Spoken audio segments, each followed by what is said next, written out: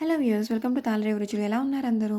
First time మన channel చూస్తున్న వాళ్ళు ప్లీజ్ తాళరేవు రుచుల్ని సబ్స్క్రైబ్ చేసి ఎంకరేజ్ చేసేయండి. అలాగే మేము పెడుతున్న వీడియోస్ రెగ్యులర్గా ఎండ్ వరకు చూస్తూ ఉండండి.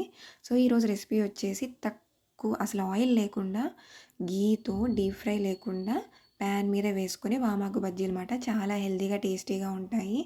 సో వామాకులను అయితే శుభ్రంగా వాష్ చేసుకొని మొత్తం నీళ్ళు ఓడేలాగా పక్కకు పెట్టేసుకున్నాను.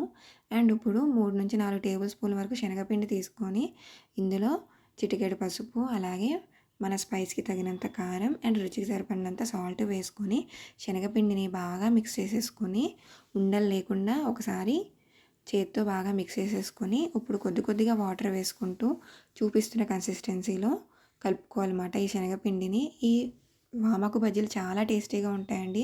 ఫస్ట్ అయితే నేను ఇలాగ మా పాపకి చేసి పెట్టడం స్టార్ట్ చేశాను. ఆ తర్వాత నుంచి మా వారు కూడా ఇలాగే వేయమంటున్నారన్నమాట. హెల్తీగాను ఉన్నాయి, టేస్టీగాను ఉన్నాయని చెప్పి డీప్ ఫ్రైతో వామాకు బజ్జీలు వేసుకోవడం మేము మానేసాము. చాలా హెల్తీ అండి. అందులోకి ఇది శీతాకాలం కాబట్టి జలుబు దగ్గు త్వరగా వస్తేనే భయం ఉంటుంది కదా. సో రెగ్యులర్గా పిల్లలకి ఇలా చేసి పెడుతూ ఉంటే వాళ్ళకి స్నాక్స్ తిన్న ఫీలింగ్ ఉంటుంది. అండ్ వామాకు తినడం వల్ల జలుబు దగ్గు రాకుండా కూడా ఉంటుంది. సో పిండి చూపిస్తున్న కన్సిస్టెన్సీలో కలిపేసుకున్నాక మనం ప్యాన్ పెట్టుకొని దాని మీద నెయ్యి అప్లై చేసేసుకుంటున్నాను. నేను 1 టేబుల్ స్పూన్ నెయ్యి అప్లై చేసుకొని మీడియం ఫ్లేమ్లో పెట్టేసుకుంటున్నాను అనమాట. ఇది సిమ్ నుండి మీడియం ఫ్లేమ్లోనే ఉండాలి. మనం హై ఫ్లేమ్లో పెట్టేసుకుంటే ప్యాన్ అనేది పొగ వచ్చేస్తుంది అనమాట నెయ్యి వేయడం వల్ల.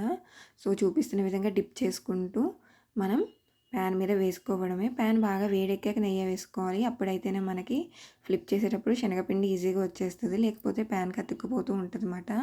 సో మిగిలిన వామాకులు కూడా ఇలాగే డిప్ చేసుకుంటూ ప్యాన్ మీద మనం పెట్టేసుకోవడమే. వన్స్ మనకి ప్యాన్కి సరిపడినన్ని వామాకులు పెట్టేసుకున్నాక మళ్ళీ పైన కూడా కొద్ది కొద్దిగా నెయ్యి వేసుకొని మూత పెట్టేసుకొని మీడియం ఫ్లేమ్లోనే ఇవి మనం వేగనిద్దాము. రెండు వైపులా కూడా కాల్చుకోవాలన్నమాట మీడియం ఫ్లేమ్లో. ఒకవైపు ఒక 4 to 5 మినిట్స్, రెండో వైపు కూడా 4 to 5 మినిట్స్ కాల్చుకుంటే మనకి చాలా టేస్టీగా ఉంటాయన్నమాట. శనగపిండి లోపల పచ్చంతా పోవాలి కాబట్టి కొంచెం టైం పడుతుంది, కానీ చాలా హెల్దీ అండి. ఏదైనా హెల్దీ అంటే వెంటనే మనకి ఇన్స్టెంట్గా వచ్చేది కదా. సో టేస్టీగాను ఉంటాయి, అలాగే హెల్దీ కూడా కాబట్టి మనం చేసేసుకోవచ్చు అన్నమాట. ఒక వాయికి మనకి 10 నిమిషాలు పడుతుంది అనుకోండి. సో చూసారు కదా, ఒక వైపు కాలాయి. అండ్ అలాగే మనకి నార్మల్ బజ్జీలు ఎలా అయితే ఉబ్బుతాయో ఇవి కూడా అలాగే ఉబ్బాయి. చూసారు కదా, ఇందులో ఎలాంటి సోడా కూడా యూస్ చేయలేదు, అయినా సరే మనకి మంచిగా ఉబ్బాయి. ఇప్పుడు ఇలాగే రెండో వైపును కూడా ఒక 4 to 5 మినిట్స్ కాల్చుకోవాలన్నమాట. సో ఆల్రెడీ ఒకవైపు మనం మూత పెట్టుకుని కాల్చుకున్నాం కదా, రెండో వైపు మనకి అవసరమైతే పెట్టుకోవచ్చు, లేకపోతే అవసరం లేదు. మూత పెట్టుకోకుండా కాల్చుకుంటే మనకు కొంచెం క్రిస్పీ టెక్స్చర్ అన్నది ఉంటుంది అన్నమాట. సో రెండు వైపులా మంచిగా కాల్చుకొని మనం ప్లేట్లోకి సర్వ్ చేసేసుకుంటే ఎంతో టేస్టీగా ఉండే వామాకు బజ్జీలు రెడీ అయిపోయినట్టే మాట అండి. ఇవి బేబీ ఫ్రెండ్లీ రెసిపీ, చాలా బేసిక్ ఇంగ్రీడియంట్స్తో టేస్టీగా చేశాను. చూసారు కదండి. సో మా వామాకు బజ్జీల రెసిపీ నచ్చితే మాత్రం మా ఛానల్ని లైక్ చేసి సబ్స్క్రైబ్ చేసి ఎంకరేజ్ చేసేయండి ప్లీజ్ ఫ్రెండ్స్.